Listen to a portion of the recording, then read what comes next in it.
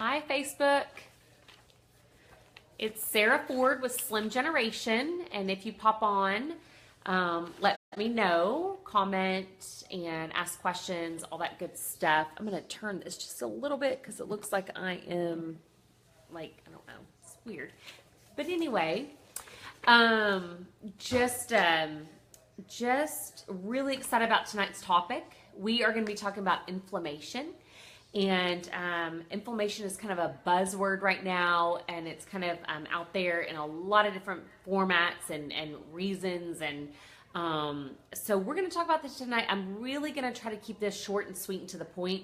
Inflammation is a huge topic and can affect so many different areas of the body, and it's just an enormous topic. So I'm going to try to really wean this down to how it affects weight issues, and I'm going to try to keep it really simple for you guys to try to understand more on the weight issue side and what inflammation does to your weight loss or can do to your weight loss. So before we get started, let me just give you a little intro. My name is Sarah Ford. I'm the co-founder of SlimGeneration. We're basically a DNA-based weight loss company. We actually test your own genetics to figure out how your body best responds to proteins, carbohydrates, and fats. But on top of that, we do some internal testing to really figure out what is blocking your weight loss. Then we pair all of those labs and all those results with your lifestyle to fully customize a weight loss solution for you and something that will work for you. So for an example, let me just give you an example. I was out with some clients today, and I had a client, and she really likes fudge and cookies, and her husband brought home some fudge and cookies. And so she was like, well, I had just a little, but I made a better choice. And I told this client, I said, listen, it's not about feeling deprived or feeling like you can't have the fudge and cookies. After all, it's a holiday season, so let's get serious here. Everybody's gonna want a little simple sweet treat or whatever. It's a matter of pairing it with a protein. So we just kind of went through that, and it makes me appreciate my clients. It makes me appreciate our weight loss solutions so much because we don't shame people. We don't tell them they can't have this or can't have that. It's a matter of fitting it into their lifestyle, and when that light bulb goes off, it's like an aha moment for our clients. So I just absolutely love it. And working with clients keeps me grounded and keeps me focused on what we really do at heart every single day. So I loved it. But anyhow, back to tonight's topic, we're going to talk about inflammation. So inflammation, think about inflammation. The definition of inflammation is, and this is kind of complex, but we're going to start with this, is a part of the complex biological response of a body tissue to harmful stimuli, such as pathogens, damaged cells, or irritants, and is a protective response involving immune cells, blood vessels, and molecular mediators. So to wrap that up in a nutshell as far as what does that mean for weight loss, basically inflammation happens when any kind of foreign invader comes in. The body responds by inflammation to try to heal or get rid of that foreign invader. So when you think about weight loss and from a food perspective or a behavioral standpoint, when you eat something that you're allergic to, maybe you don't know it. It's not like you need an EpiPen for it or something like that. It's a small allergy. You eat it, the body produces inflammation. It produces histamines. It produces an inflammatory response that then the body has to attack that foreign entity or that invader or that allergen, if you will, which can slow weight loss because instead of focusing on weight loss, it's focused on that foreign entity that just came in. Now, when I mean coming in, I mean you're eating something. Now, these can be things that you don't even know are causing you inflammation. Let me give you my personal testimony. When I had a little bit of testing done, I realized that things that are causing me inflammation are things like fruits, apples, oranges, iceberg lettuce. Things that you would label as healthy were causing my body that inflammatory response. And if you continue to eat those things that over and over and over that you think are healthy, you can get an acute and chronic inflammatory response, which then can lead to major weight problems and weight issues because the body is no longer needing or worried about losing weight. It's worried about just sustaining and just getting in homeostasis or just surviving for that day, if you will. So there is a difference between acute and chronic inflammation. Acute inflammation is what most of our clients come in having. It's that acute inflammation. They don't even know what's causing them inflammation, but it's definitely causing them weight issues.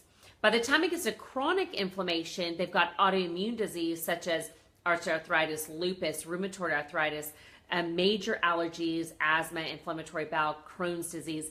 This is more inflammation going on over and over and over and over a period of time, where it has now led to chronic inflammation, which that's even more havoc on weight and weight issues. Okay, so let me try to put this in as simple terms as possible. Some things that inflammation can be linked to, and this is based off of different studies that I put together here, the Mayo Clinic, the Journal of Genealogy 2009 article.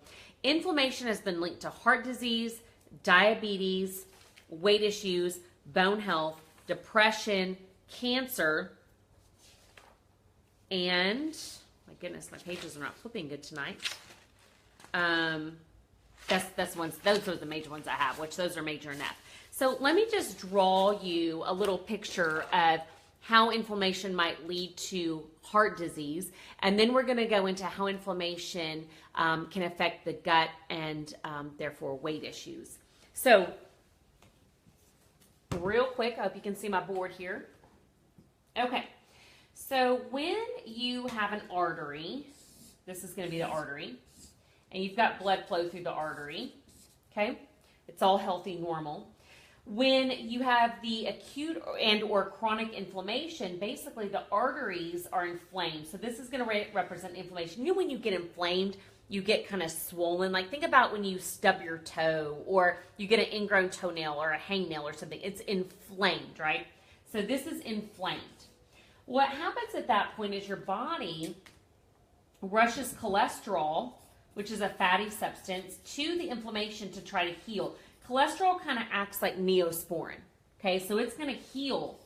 But what happens is inflammation occurs and occurs and occurs, and the cholesterol can bind up in that artery, leading to, guess what? Heart disease, and eventually possibly a heart attack, because the blood flow can no longer flow through the artery. So that is an example of how inflammation can lead to heart disease, heart attacks, etc. Now I know you guys, okay, well, what does that have to do with weight issues? Well, think about in your gut's perspective. I've got a little picture here. This is a picture of normal stomach lining, okay, all healthy and pink and functioning properly and everything's flowing and absorbing like it's supposed to. This is somebody with high inflammation.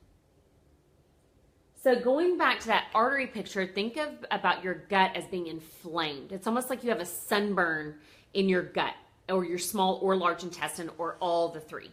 Okay, so when you have a big sunburn in your gut, the body tends to, if this is your stomach, tends to have slow absorption. So if you've got a big sunburn, it's like when it absorbs, like, ow, ow, ow. It can't process food properly. Well, if it's not processing food or digesting food properly, then you tend to have issues like bloating, gas, constipation, diarrhea, sleep issues, and also your small intestine therefore has to be under a little bit of stress because it has to take up for the digestion that the stomach couldn't do. And then your large intestine there has to be under a little bit of stress because it has to take up for the digestion that the small intestine couldn't do. So it kind of all boils down to the gut is your starting point. And if it's not functioning properly because it's inflamed, then everything else sort of suffers in a very simplistic term. When that happens, you typically have low absorption of nutrients. You're not digesting properly. If you're not digesting properly, then your body is not assimilating nutrients properly. So it's not bringing the carbs where it needs to, or the protein where it needs to, or the fats where it needs to, or the vitamins and minerals and nutrients, etc. This is a good picture of how micronutrients, and I don't know if anybody can see here. relate to weight issues. So if your body is not absorbing your micronutrients, you're also going to have weight issues. So all in all, what I'm trying to say is when you have inflammation in your gut or small and large intestine, it's going to most likely lead to some sort of weight issue problem. So you've got to address the inflammation first and foremost. First, you got to get tested to know what are your inflammatory markers, how inflamed are you, what do your labs look like, and then from there, we have to help you resolve those issues so that your stomach and small and large intestine can start to absorb nutrients, digest properly, and get your body set up for fat burning and for weight loss. So if you have had sleep difficulties, because the majority of your serotonin is produced in the gut, and if you have gut issues, you're most likely going to have serotonin issues, which can lead to lack of sleep, also depression, constipation, diarrhea, bloating, gas. A lot of our clients say, oh my gosh, when I eat a meal, I just feel so bloated, I feel so full. And so those are all signs that you have a lot of inflammation going on within your body, and you need to come get tested because it's most likely causing you some sort of weight issue. So you've got to address the inflammation first, not only from a weight loss standpoint, but also from a health standpoint. Like I pointed out before, it can lead to all sorts of other issues, not just weight issues. And let's kind of see what's going on with your inflammation. Calm the inflammation down. When the inflammation calms down, the immune system calms down, and therefore your body doesn't think you're such in distress, like a panic state, like, oh my gosh, I'm so stressed out because I'm trying to calm this inflammation down and calm the immune system down. When that happens, weight loss can happen, and it's just a beautiful, miraculous thing. There is a lot of anti-inflammatory foods and anti-inflammatory nutrients that we would suggest for our clients. Once we know your inflammatory markers, then we make the needed suggestions for you to reduce that inflammation and really start getting you down to your weight loss goals. So tonight, I just encourage anybody, if you've got any sort of digestive issues, if you've had constipation, diarrhea, really tried every program and it hasn't worked, if you hurl over after a meal, you can't really pinpoint what food it is necessarily. It could be a combination of foods, diarrhea, constipation, anything like that. Please give us a call. Go to 972-810-7546 to schedule a complimentary consultation, or weightlossdna.com, because I promise you these things are affecting your weight and weight issues, and it's something that we test for and we look for, and we can definitely help you. If you need anything, my email is sarah.ford@slimgeneration.com. I'd love to answer any questions, help you with anything, and overall my whole goal is not only getting you to lose weight, but also to live a happier, healthier life for not only you, but everybody that you're surrounded by. So once again, Sarah with Slim Generation. Talk to you guys next Tuesday.